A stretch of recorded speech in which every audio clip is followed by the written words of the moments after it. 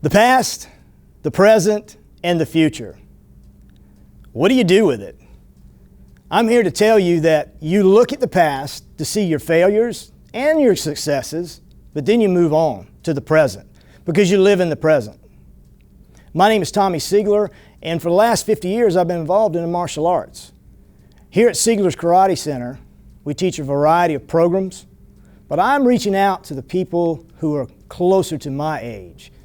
The 40s, the 50s, and even into your 60s. I'm 63 years old, I'm in great shape, and I teach a great Brazilian Jiu-Jitsu program here at SKC.